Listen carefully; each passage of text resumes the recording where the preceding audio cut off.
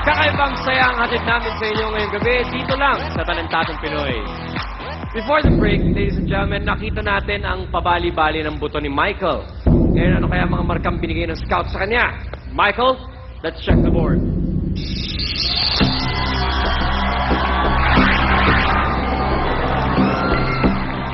Okay, Michael, 1/3 pa lang yan ang iyong final score. Ibig sabihin, lusot ka sa panlasa ng ating mga talent scouts. Mamaya, mag-review tayo ng mga resulta sa pagbibigay ng jury ng kanilang desisyon. Thank you, Michael. Ano ba?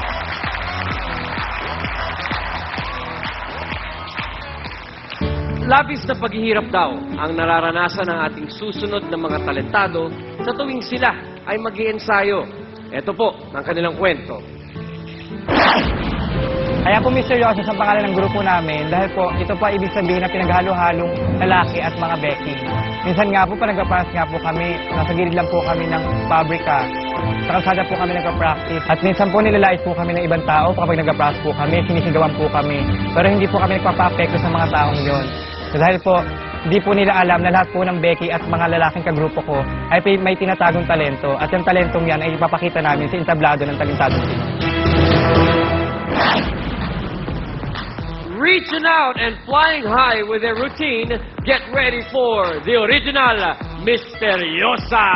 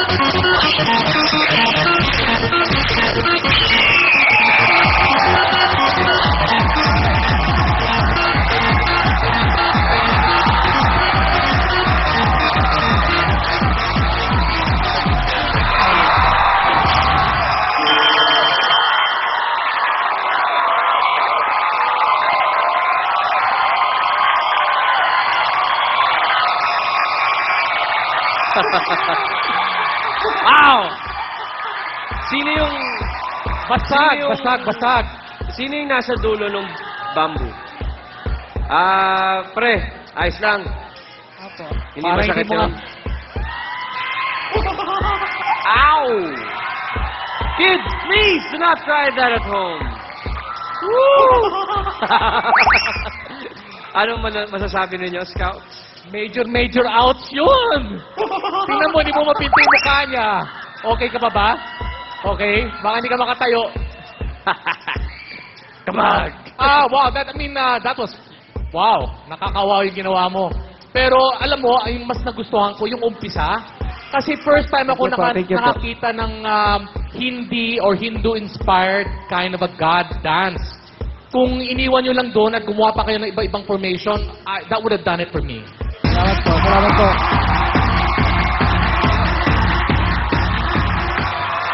I agree completely with Direk. I was very impressed sa first part. If at all, ang only reklamo ko lang was nadidistract ako dun sa yung pinakaharap. Sino yung pinakaharap? Ako pa. Kasi parang sinasabay mo yung mukha mo, di ba? But that was still forgivable. Ang feeling ko lang kasi sa Hindu dance, the star should be the formation, no? The sharpness of the movements. And feeling ko kung kung plinay up nyo yun at tinuhog nyo all the way to the end, mas magkakaroon ng theme yung performance nyo. As it is now, para siya naging patsi-patsi, parang may simulang ganito, and then nagpalit kayo ng isip at nag-unggoy-unggoy kayo at hinagis-hagis nyo yung mamang kawawa. Buo pa ba yan? Katakot talaga ako.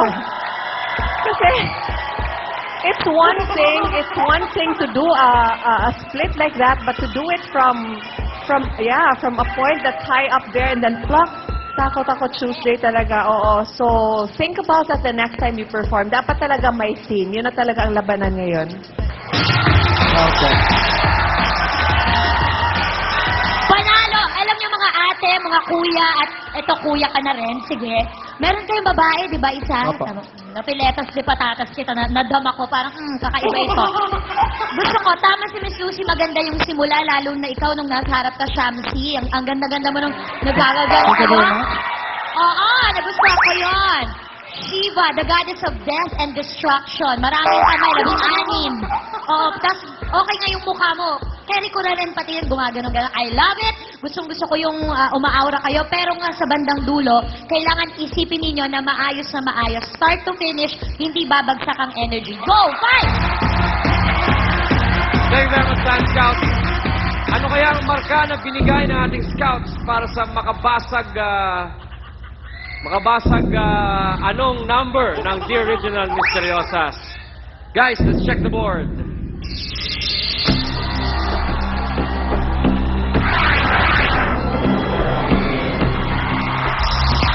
Okay. The Original Misteriosas, masaya ba kayo sa scores nyo? Masaya po. Okay, that's 1/3 of your final scores. Mamaya, hintayin natin ang desisyon ng jury. Magkita-kita tayo sa judging. Thank you, Misteriosas.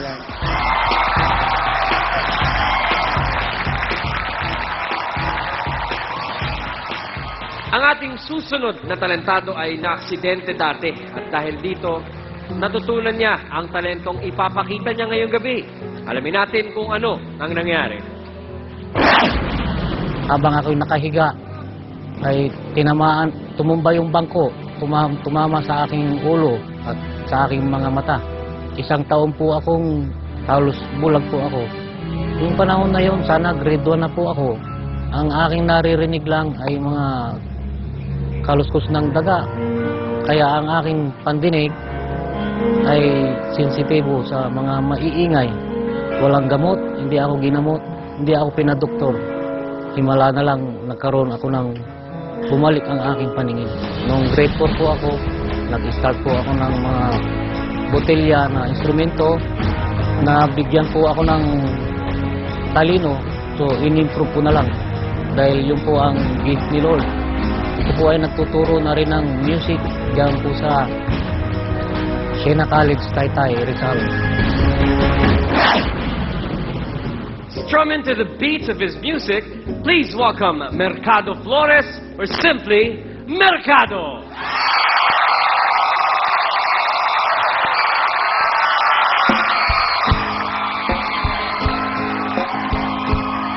You sheltered me from harm, kept me warm.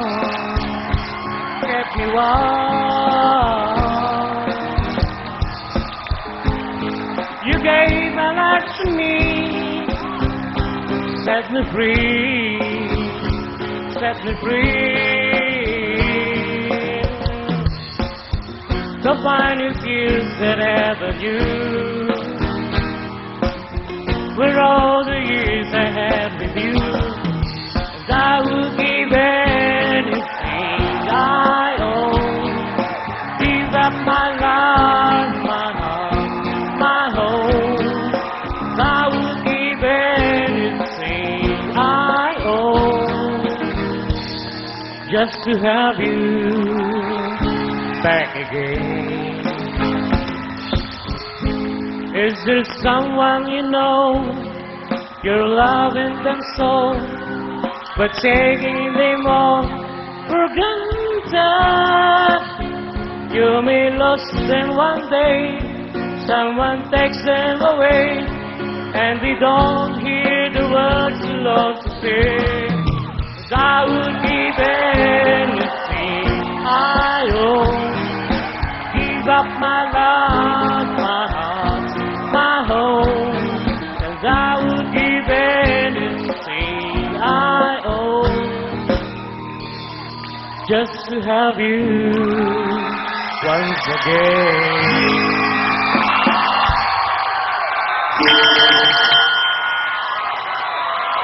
Mercado. Kuya Mercado, magandang gabi po. Magandang gabi po. Scouts? Okay. Bang Mercado. Teka muna. Alam ko natutuwa tayo sa kanya. Kasi ang feeling ko, Bang Mercado, habang nakaupo ka doon, 4 ang kamay mo. Oo, dalawa lang yan. Alam ko, dalawa lang kasi may nagigitara, may nagdadrum. Alam mo, para sa akin, yung ginawa nyo, lalo na yung mga kabataan, recommended for all ages yung ginawa mo. Okay? At dahil yan ng Mercado,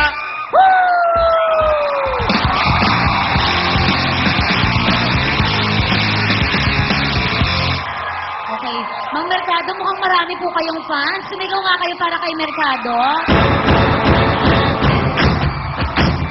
Siguro po, audience impact ang basihan nitong gabi. Malamang mananalo po kayo kasi talaga namang sagsaga ng sigawan ng mga tao dito sa Skydome. Pero mas ma-appreciate po siguro namin kung kayo po ay nag-focus sa gitara lamang or sa drums lamang or kumanta lamang other than combining the three and then performing not so well in those three combined.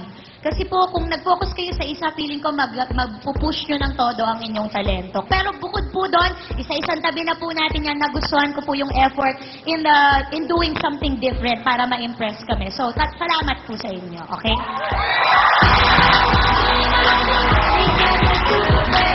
It's okay to do all kinds of things. For example, ang anak ko parati ko in-encourage. O gusto mo mag-taekwondo, sige mag-taekwondo ka. Gusto mo mag-basketball, sige mag-basketball ka. O gusto mo rin mag-gitara, go, guitar. Piano, mag-piano ka rin. Pero hindi sabay-sabay. Iba yung multitasker ka na daming ginagawa. Pero pagdating sa performance, better to concentrate on only one craft at a time. Pero ganun pa man, I'm sure proud ang mga estudyante mo sa inyo dahil nakita kayo sa TV and sana makita din namin sila one day.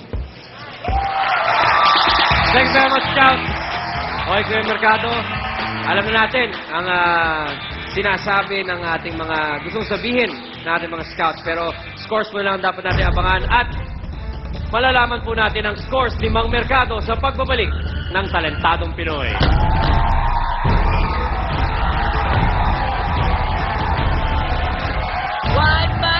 Kaya ay tagumpay sa iskor na kanilang ibibigay. At sa susunod na acoustic duo, may romansa kayang nabubuo.